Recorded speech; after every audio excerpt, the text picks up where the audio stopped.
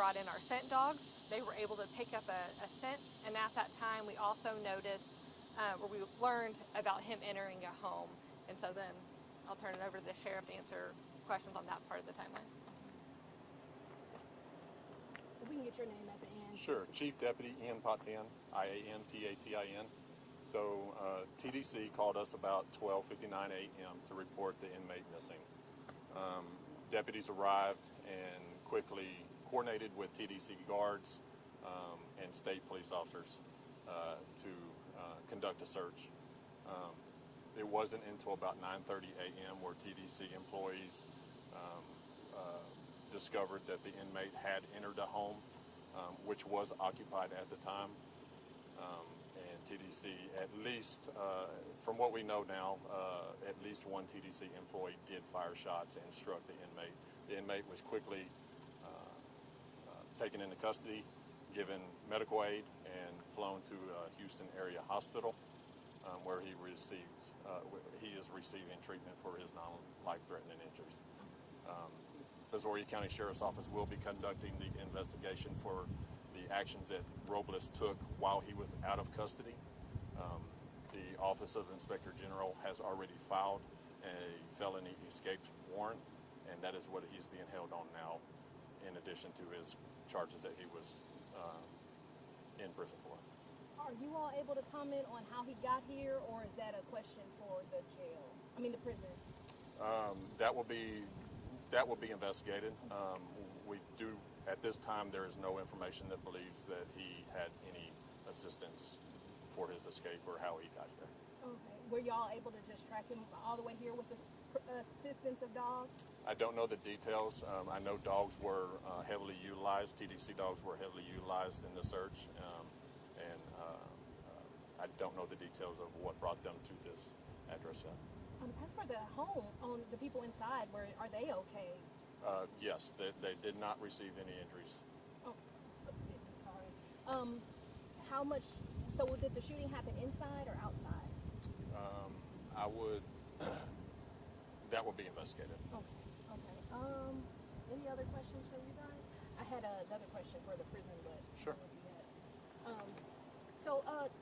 I can imagine when inmates are out on this special duty, this is a privilege, I guess, to be out on work cruises. Would that be considered? He was a trustee status, so he had served the majority of his sentence, and he had already been on parole and returned back to TDCJ. And so there's different factors to determine whether or not you're a trustee, but he was well within the classification to be a trustee. Yeah. And so any idea how he might have slipped away, or any way you can comment on any of that just yet? No, it's still under investigation at this time. Awesome. You said about how long, are you able to say about how long from the time he possibly disappeared to the time it was realized? Yeah, so we last saw him, we last know that we saw him at 10:30, and then count didn't clear at midnight.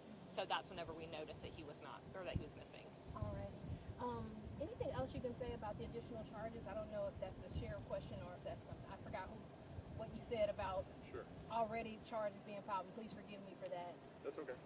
No, I just want to thank TDC and all the cooperating agencies that have assisted with us. We take this matter very seriously. We have several prisons in our county, and TDC is a great partner to work with, and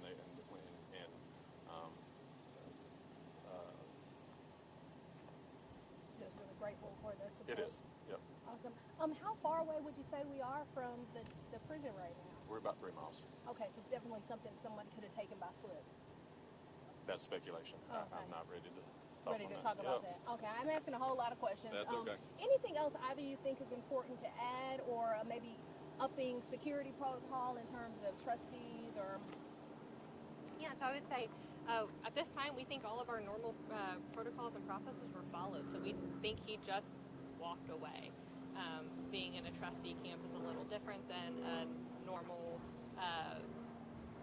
prison, right? So we think that's just what happened. So we don't think it was necessarily anything with our protocols or processes. However, we will definitely continue to investigate and make improvements if needed. Are you able to say if he was still in his jail uniform, his prison uniform? Not going to talk about that. Okay. But I also do want to add, I just want to thank all of the local and state law enforcement agencies, our Office of Inspector General, for assisting us with this. So we couldn't do it without them. Awesome. And then finally, just any thanks to the public for, I don't know, any participation or support they've given you all as you try to get to this. I don't know how much of a factor they had in helping you track this guy down. We appreciate them staying diligent. We always put information like this out on our social media channels. We always work with the local media to make sure we get this information out to the public. So we do appreciate them staying diligent and reporting any tips to our tip line. Awesome. Anything else you'd like to say in terms of that? Okay. Y'all got any more questions? All right. Thank y'all. Thank you. Thank you.